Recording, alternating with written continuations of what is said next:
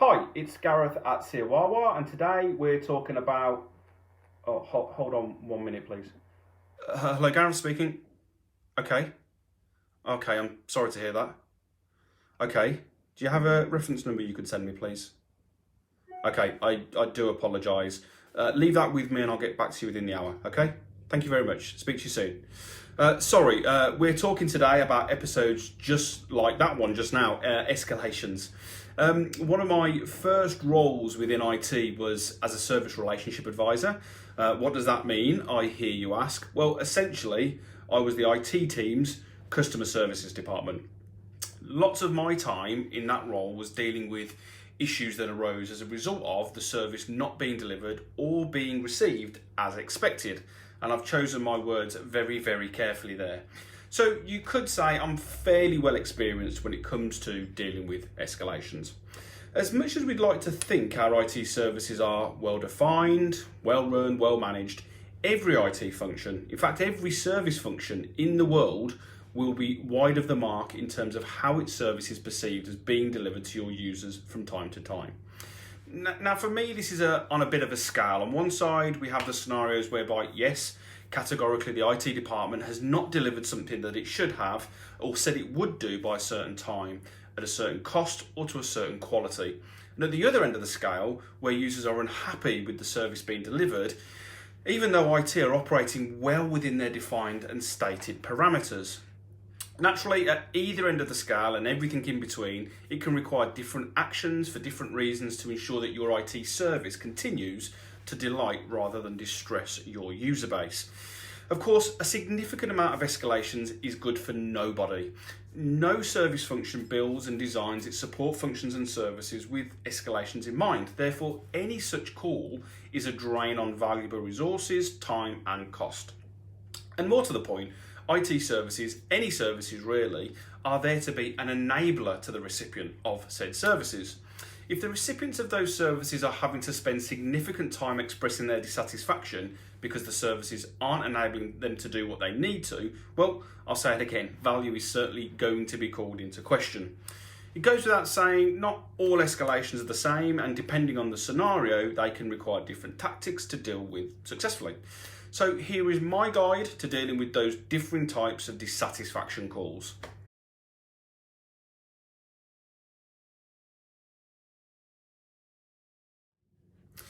Okay, so if you've watched any of my previous videos, you'll know that I like an analogy, or 7. And this video is going to be no different. I'm going to go and try and use a common analogy to explain the difference between chase calls, escalations and complaints. Now, not only do I like analogies, but I also like pizza. So let's use the example of ordering a pizza from your local pizza outlet.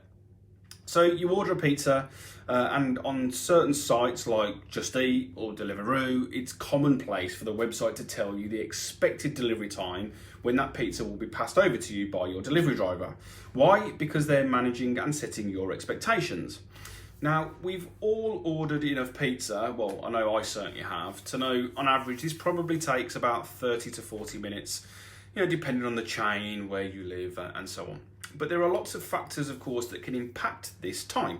How many orders they have on at any particular time, maybe traffic conditions, etc. If it's not clear to you when placing your order when that pizza is going to arrive, well, it's likely at some point at a time determined by you, you're going to maybe call up the pizza joint to inquire where your pizza is. If the expectation isn't clearly set, then you're placing the decision about whether a chase call is required or not entirely in the customer's hands. Look, if a customer's going to chase something up, ultimately that's going to be their decision. But I'm guessing not many people sit around eagerly excited to chase stuff up. It's always an inconvenience, right? And we see that all the time in IT. For me, a chase call is a user contacting IT, inquiring when something is going to happen well inside the time frame that IT has said that something will be done by. When will my incident be fixed? When will my request be fulfilled? Now, those chases, depending on how they're articulated, can come across like escalations or complaints, but it's the relative timing of that call landing which is essential. For example, if you have a 1-day fixed time for a P4 incident and the user decides to chase that up 10 minutes after initially placing the call, Well, providing the objective, and I do mean objective impact and urgency, is accurate, well, IT have agreed with the business that pays for this service that the allotted and agreed time is 1 day. That's the level of service that the customer deems acceptable for the price point, and therefore, whilst it's the user's prerogative to chase, there doesn't necessarily need to be a commitment from IT that this will be done any quicker. Why? Well, it might not be possible for a start. I think there's two things when it comes to dealing with chase calls that are essential in managing them correctly. First off, prevent them from happening in the first place by clearly setting users' expectation when something is going to happen by, just like the pizza example. If they're not clear about when something's going to happen, you're just simply inviting chase calls, in my opinion. Service levels, like, again with the pizza sites, they need to be clearly published as standard, but I believe reiterated on every single customer interaction, if there is a commitment to be delivered. One company I worked for was very nervous about doing this. The service desk lead used to say things like, you can't tell the users the SLA on the phone because they won't like it. Why? I get that hearing your issue might not be fixed for 24 hours, might not go down well, but that is the level of service the company has agreed to and is willing to pay for. But is that worse than not knowing at all and having your expectations falsely set, even if that's by yourself? No, it's not. I'd love every pizza I order to be on my doorstep within 5 minutes, but that's not going to happen. If I maintain that unreasonable expectation and my pizza service provider does nothing to manage my expectations, I'm going to continually be pissed off, arguably unfairly, at the pizza shop. Sorry for saying pissed so much, by the way. Secondly, if a user is chasing up, we need to be honest with those users. I've seen it happen so many times where a user chases something up well within SLA and the person on the end of the phone makes false promises or sets false expectations, because at that point in time, it's easier to do that rather than resetting the customer's expectations. If you set false expectations on already a false expectation that you can't deliver to, well, you're going to have a bad time, or at least one of your colleagues is, as well as the customer. Okay, then we get on to genuine escalations. So what do I mean by genuine escalations? Well, let's go back to my pizza restaurant example. You've ordered your family feast meal deal for one, and Just Eat have told you that this is going to be with you in 45 minutes time. Great. However, 40 minutes passes by and you start to get a bit anxious, come on, I'm starving, where is he? 45 minutes comes and goes.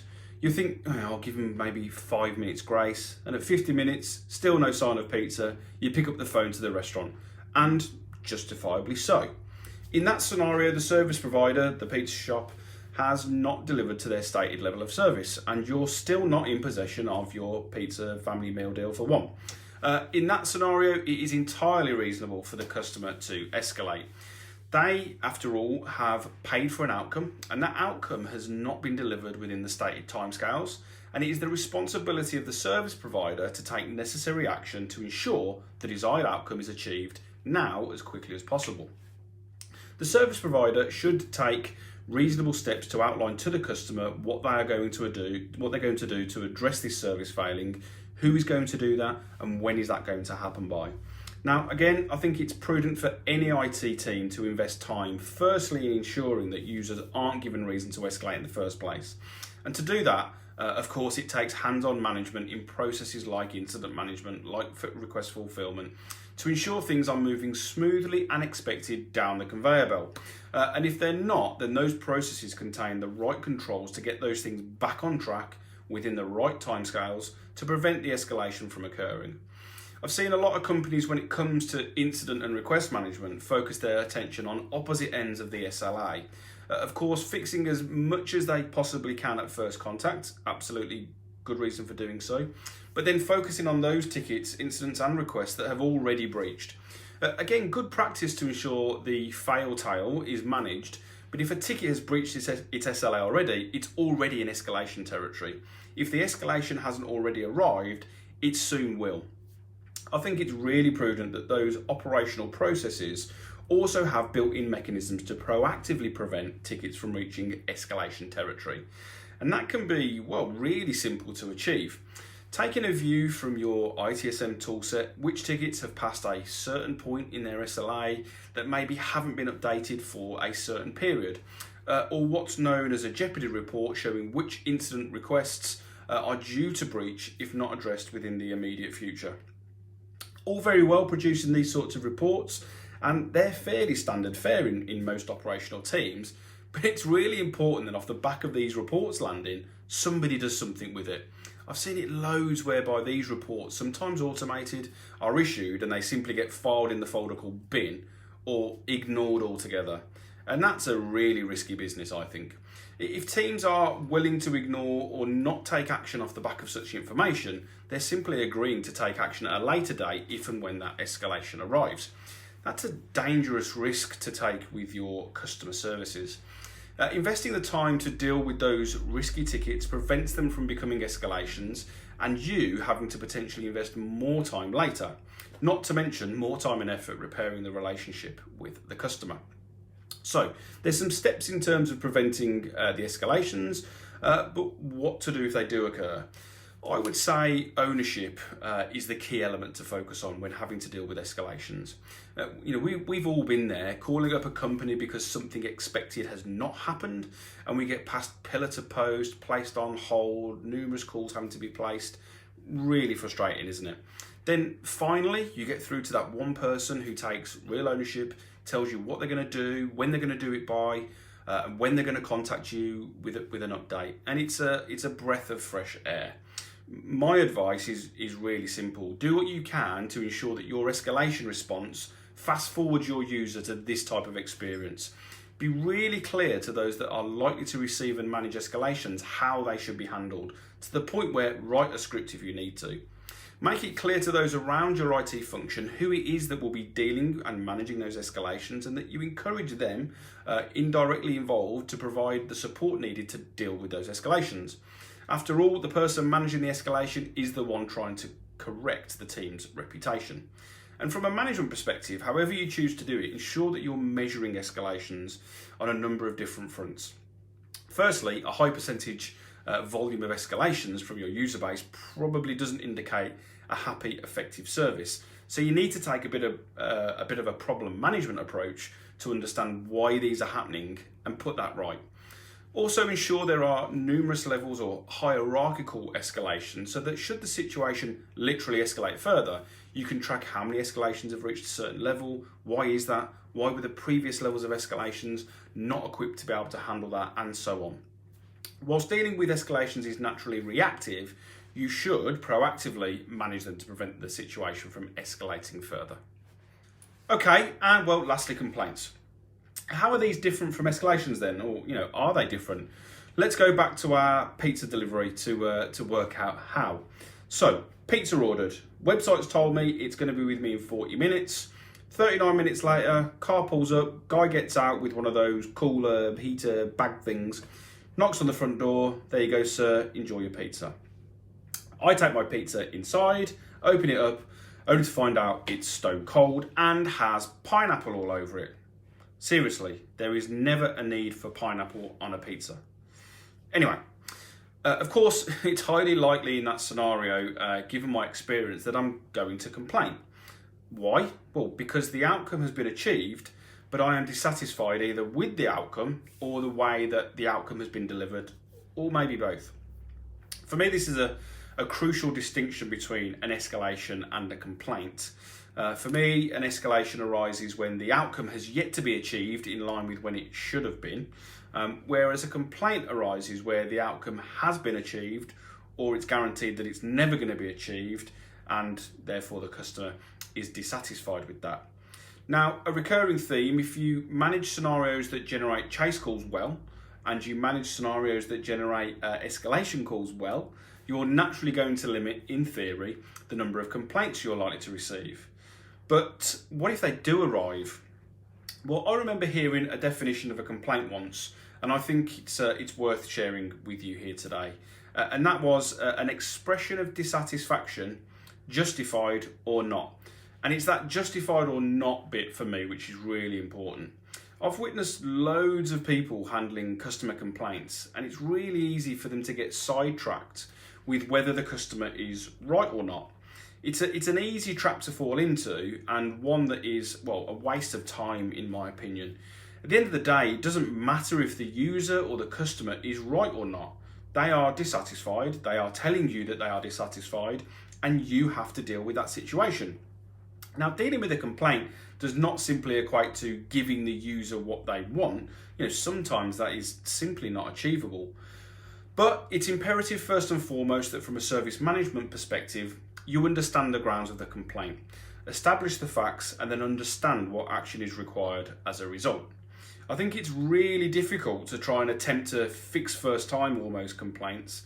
Naturally, the customer will be giving you their side of the story, but yes, there's always another side and more facts to establish. Therefore, upon receipt of complaints, I think it's important for contact to be made verbally, to understand the nature of the complaint, and from the user's perspective, what is it about the service delivered that they are dissatisfied with. It's important to time frame with the user what you're going to do next and when, and that invariably will be to investigate their claims, understand what has or has not happened, and establish the facts as well from an IT perspective. Then it's important to understand the delta between the customer's claim and what IT have committed to deliver, and whether there's any necessary action to be taken to correct or remedy that complaint. Again, timing is key when dealing with complaints. It's not uncommon for customers to want this to be dealt with right away, but establishing the facts and a clear plan to address, well, that can take a bit of time. So ensure you're agreeing a workable amount of time to handle this so that you're not over-promising and under-delivering. Like with escalations, ownership is really key, as well as an appropriate amount of empathy. However, sometimes there will be situations whereby that expression of dissatisfaction is not justified, and therefore, well, honesty and pragmatism is required by the truckload.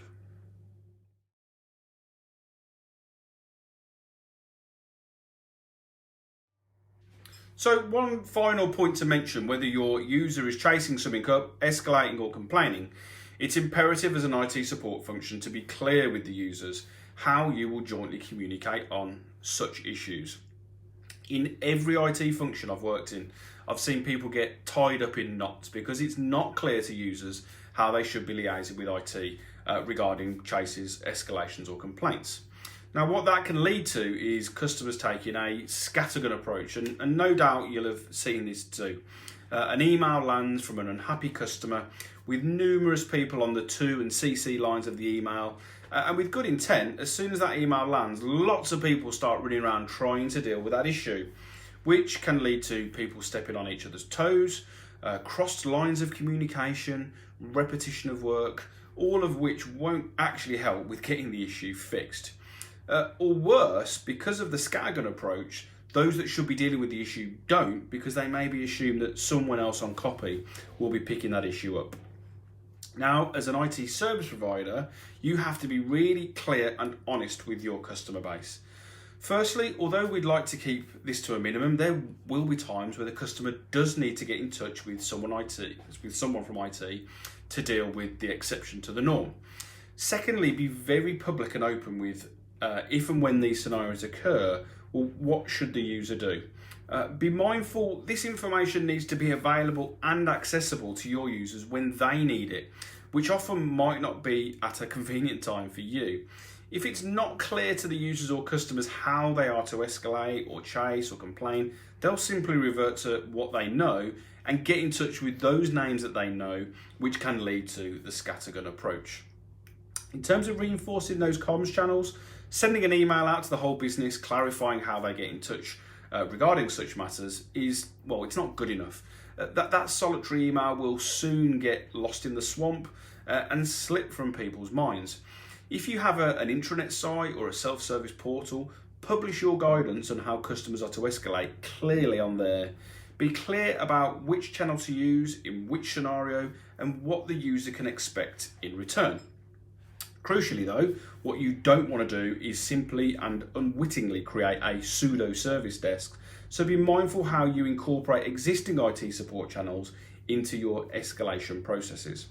I've also found taking proactive and routine approaches to dealing with these scenarios can also be really beneficial and effectively deal with any such scenario.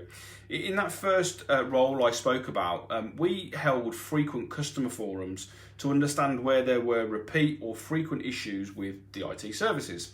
Off the back of those forums, the right actions were taken to address these challenges, and users saw a positive impact as a result. What that led to were user champions attending those weekly forums to highlight where improvements may need to be made, and the user community quickly cottoning on to the fact that if these issues, which often weren't critical, were raised in that forum, with me, something would get done to improve the situation. What that led to was a reduction in scattergun escalations and a really positive, frequent interaction between the user base and IT, where constructively we worked through any sort of latent issues. Positive for the users, they had a tried and tested route to get shitty issues dealt with, and great for us in IT as we were managing the flow of stuff that naturally happens, putting it right, preventing that from happening again, without multiple people's time getting sucked away dealing with lots of angry emails. One of the suggestions that came out of such a forum was that it was difficult or confusing sometimes for users to know when they should contact the desk, when they should contact their escalation point, and so on. So again, with being clear about how to communicate better in the front of our minds, we produced just little business cards with the various communication channels clearly listed, which we left on everyone's desk and included in new starters' laptop bags, so they had it to hand. And again, we found that that was warmly received by the users and channeled the queries in the most effective way. Communicating your escalation processes with the users is one thing, but it's also essential in ensuring this is clearly and well understood within the IT teams themselves. From time to time, even though you've asked the users to liaise with you in a certain way, they'll either forget or ignore that advice, and again, scattergun approach will land. You have to outline clearly to the IT teams how escalations, chases and complaints are to be managed so that, as I mentioned, you don't quickly find yourself in knots. One suggestion I would make, and encourage you to make a habit across your team, when that scattergun email lands, whoever is picking that up, reply to all to say, in effect, I've got this, and Mr. User Person, Mrs. User Person, I'll contact you privately to progress this in the next 4, 5, 6 minutes, whatever time frame. That establishes clear ownership to the user, to those on copy, and prevents the dreaded multiple threads of emails and chains of reply to all messages. Right, I've been Gareth at SIOAAOA, and I've got to go and deal with that escalation call that I had earlier. Thanks for stopping by. See you next time.